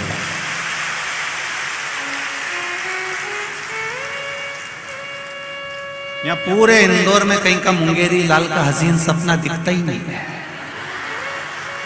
पूरे इंदौर के लोग जितना इनको खाने का शौक है उतना इनको खिलाने का शौक है। ये नियम है इंदौर का। और जो एक बार यहां से खाकर चले जाता है वो दूसरी बार तुम्हें बस केवल खाने के चक्कर ही नहीं याद आता। ये इंदौर की पवित्र बात। और दूसरे नंबर पर यहाँ का भजन। एक एक मोहल्ले में, एक एक मंदिर में जितने जवान छोरे होन, युवान बेटे होन, कार्यकर्ता होन, जितने अग्रणी नहीं होते, उतने इंदौर के जितने मंदिर हैं, उस मंदिर में जितनी माताएं आती है, उन्होंने अपना छोटा छोटा महिला मंडल बना के रखा है और ऐसा भजन गाती है कि अच्छा अच्छा भजन गायक को पीछे।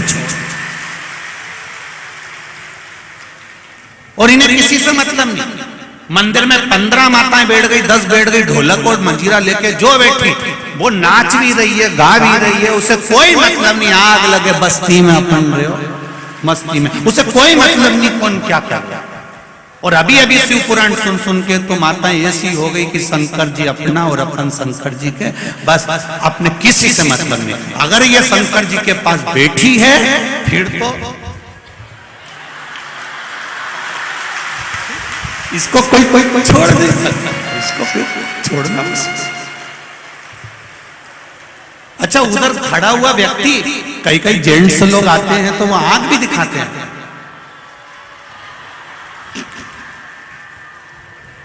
कई जेंट्स लोग आंख भी दिखाते हैं। अच्छा, ये देख लेगी कि यहां खड़ा है तो भी कई फर्क नहीं पड़ेगी के, कोई फर्क। आग लगे बस्ती में, अपन मस्ती में। इनको लगता है मेरे महादेव मेरी जागीर है, तो शंकर जी भी कहते हैं मेरी जागीर मेरा भक्त है। ये निश्चित तो कोई मतलब। भजन और भोजन का जो सुख है, मेरे इंदौर के निवासी खिलाना भी जानते हैं और खाना भी जानते हैं, और भजन में ऐसे डूबते हैं, ऐसे डूबते हैं मेरे इंदौर वासी भजन में। कोई इनके भजन का स्मरण तो करे, कोई इनकी भक्ति का स्मरण तो करे।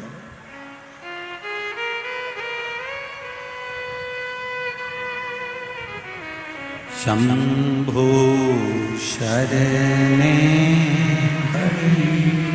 मांगू घड़ी घड़ी दुख काटू, दया करी दर्शन आपू।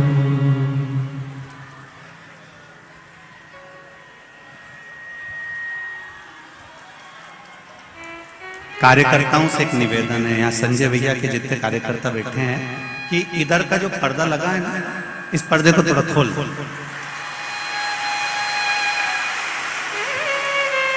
हाँ, खोल दो एक बार। और उनको बैठे रहने बस पर्दा खोल दो तो उससे दिख जाएगा। इनको दिख नहीं रहा होगा ना, इसलिए ये चिल्ला रहा है।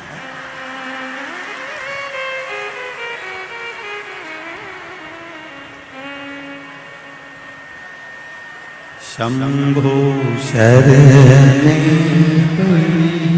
मांगो घड़ी घड़ी दुख काटो, दया करी दर्शन आपो, दया करी दर्शन आपो।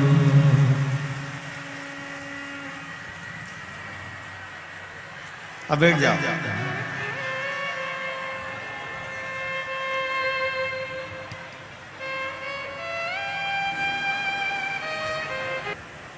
ब्राह्मण घर में जन्म जरूर लिया है, पर ब्राह्मण कर्म से वंचित रह गए।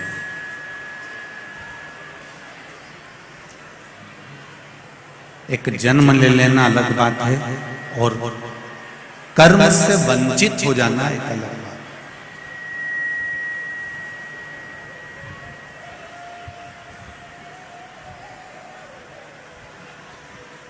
ऐसे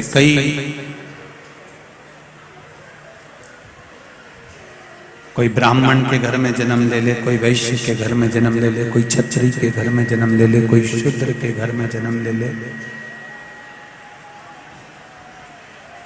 पर शिव महापुराण की कथा कहती है अपने कर्म ठीक होना चाहिए।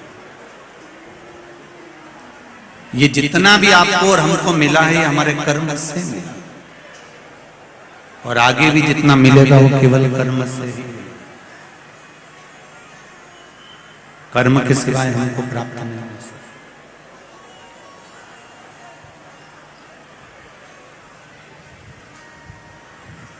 देवराज नाम के ब्राह्मण की जो माता थी वो शिव की उपासक।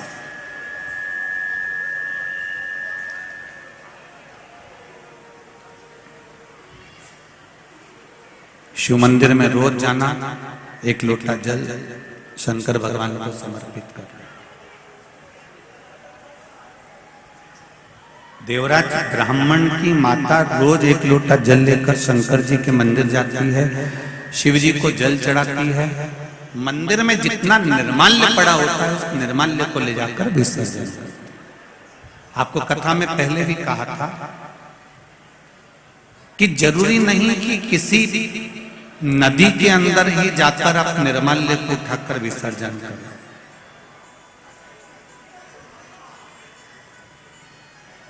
क्योंकि अगर हम सारा मंदिर का पूरा के पूरा निर्माल्य उठाकर अगर किसी नदी में, पवित्र नदी में विसर्जन करें तो पवित्र नदी भी धीरे धीरे धीरे धीरे फूल पत्ती से वो भी दूषित होती चली जाती।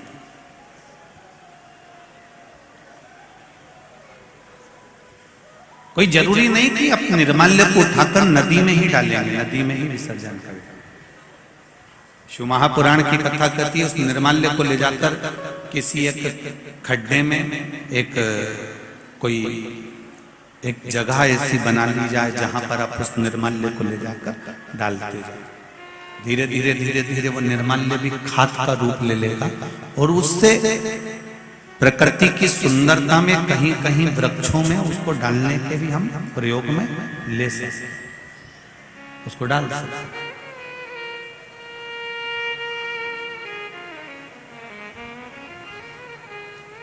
आपको पहले भी कथा में कहा, आज फिर कह रहे हैं, किसी भी शिव मंदिर में जाओ, दिया लगाओ, अगरबत्ती लगाओ, धूपबत्ती लगाओ, तुम्हारी मर्जी पड़े, तुम बेलपत्री चढ़ाओ, धतूरा चढ़ाओ, या चावल का दाना चढ़ाओ, या पुष्प चढ़ाओ, या तुम्हारा मन पड़े जो तुम चढ़ाओ, पर उससे बड़ा है शंकर मंदिर में जाकर, भगवान शंकर के शिवालय में जाकर, शिवालय के अंदर पहुंचकर दिया लगाने से, धूपबत्ती, अगरबत्ती या चावल या बेलपत्र चढ़ाने से भी ज्यादा फल मिलता है शिव मंदिर में जाकर, शिवालय में जाकर। शंकर मंदिर के आसपास अगर कोई निर्माल्य पड़ा हो या कोई गंदगी हो रही हो, उसको साफ कर देने से भी हमारे जीवन की राहें साफ हो जाती।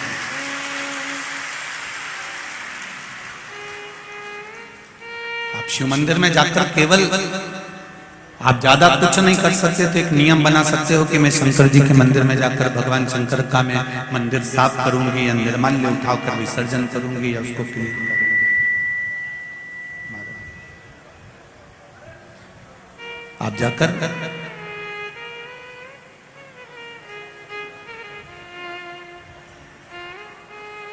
कितनी सुंदर बात कही।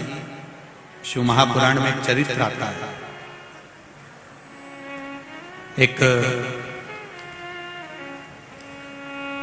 नरसिंह पुराण का चरित्र है। नरसिंह पुराण में वर्णन आता है कि एक बार माता पार्वती जी अपने पतियों के साथ में भ्रमण पर चली,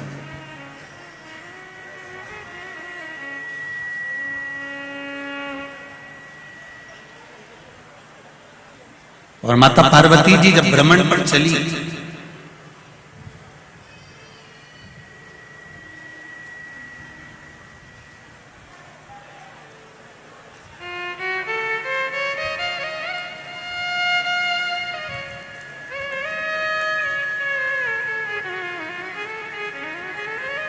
जब माता पार्वती जी भ्रमण पर जा रही हैं, चल रही,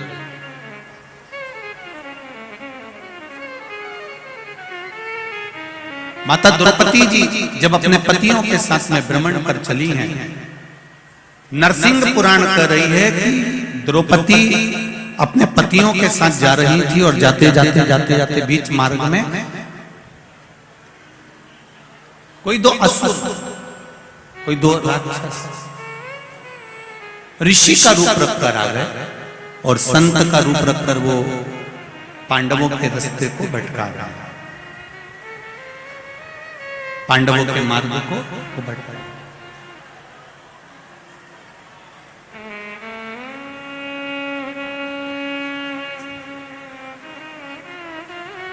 बीच मार्ग में उनका भेंट जाना,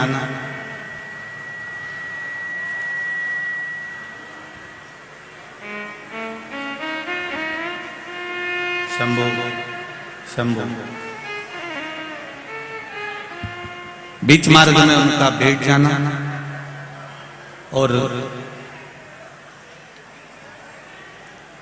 दो मुनि का वेश धरकर, ऋषि का वेश धरकर, दो संत का वेश धरकर उन्होंने पांडवों के मार्ग को भटका दिया, पांडवों के मार्ग को विच्छिन्न। चले आगे बढ़े,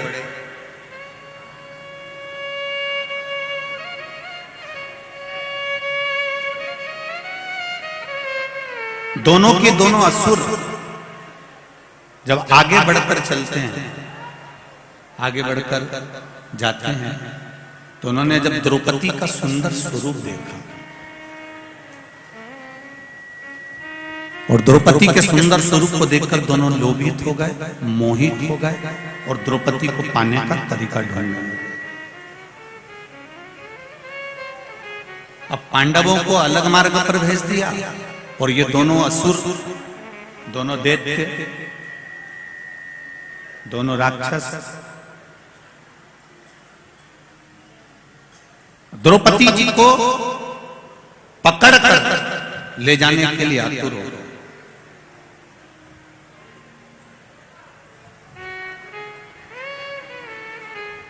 जब दोनों ले जाने के लिए आतुर हुए, इतने में अर्जुन को मालूम पड़ा कि द्रौपदी को कोई हाथ पकड़कर खींच कर लेकर जाता।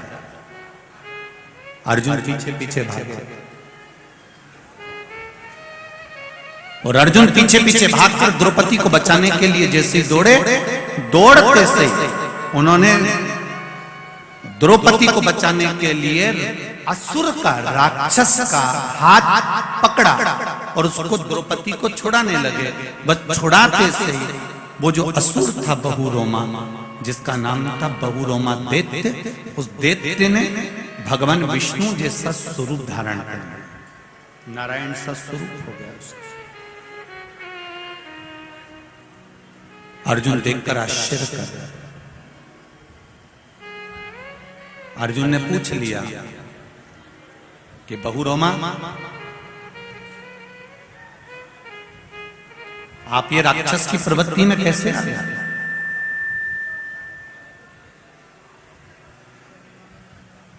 और एकदम आप राक्षस की प्रवृत्ति से छूटे, द्रौपदी का हरण करते करते मैंने आपका स्पर्श करा, आपको मारने के लिए आतुर हुआ और आप भगवान विष्णु जैसा स्वरूप आपने धारण कर लिया।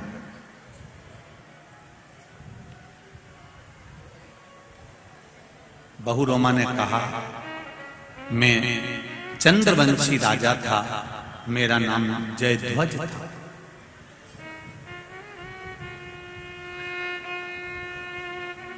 इससे पहले भी मैं एक ब्राह्मण के घर में जन्म लिया था।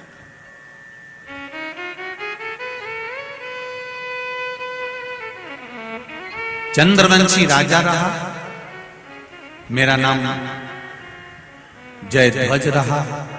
मेरा एक नियम था, शंकर जी के मंदिर में जाकर केवल झाड़ू लगाना, पोछा लगाना, कोई वस्तु पड़ी उसको उठा लेना या मंदिर को लीपन कर देना।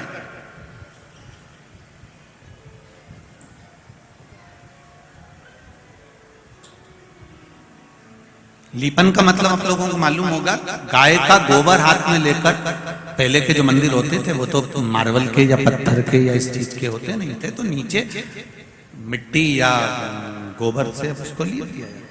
लीपन का मतलब होता है कि हमने अपने अहंकार को भगवान के चरणों में विलीन कर दिया, इसको लीपन कहलाता था। अभिमान शिव जी को, भगवान के चरणों में हमने अपना अभिमान छोड़ दिया, इसको लीपन कर दिया। लीपन का ही भाव कह दिया, लीन हो जाना, परमात्मा में समाहित हो जाना। अब मेरा नाम जयध्वज था, मैं चंद्रवंशी राजा था। शिव मंदिर में जाकर रोज झाड़ू लगा देना, पोछा लगा देना, लीपन कर देना। लोग मुझ पे हंसते थे, इतना बड़ा राजा होकर शंकर जी के मंदिर में झाड़ू लगाता है, पोछा लगाता है, सफाई करता है। मेरा माताओं से निवेदन है, जितने भाई लोग यहाँ कथा सुन रहे हैं उनसे भी निवेदन है, एक बात अपनी जिंदगी में उतार कर रखना। आप शंकर भगवान के मंदिर जाएंगे, आप राम जी के मंदिर जाएंगे, आप कृष्ण के मंदिर जाएंगे, मां जगत जननी के मंदिर जाएंगे, आप देवता के अगर मंदिर जाएंगे तो आपको हंसने वाले, टोकने वाले, पूछने वाले ढेर मिल जाएंगे। और आप किसी शॉपिंग मॉल में शॉपिंग करने जाओगे या टॉकीज में फिल्म देखने जाओगे, ना तो कोई आपको पूछेगा, ना आपको कोई टोकेगा, और ना आपसे कोई मतलब रखेगा। दोनों में अंतर है, जरा ध्यान रखिएगा। मंदिर जा रहे हो तो 50 बार पूछ रहा है, पशुपति व्रत क्यों करे, किसके लिए करे, सियोर वाला महाराज ने बताया था क्या, मंदिर क्यों जा रही है, लोटा भर के जल क्यों चढ़ा रही है, क्या कर रहा है, कारण क्या है, क्या हो गया ऐसा जो मंदिर जाने लगी। तुम तो पढ़े लिखे लोग हो, क्यों चक्कर में पड़ जाते हो, अच्छे जीन्स पहन के मंदिर जा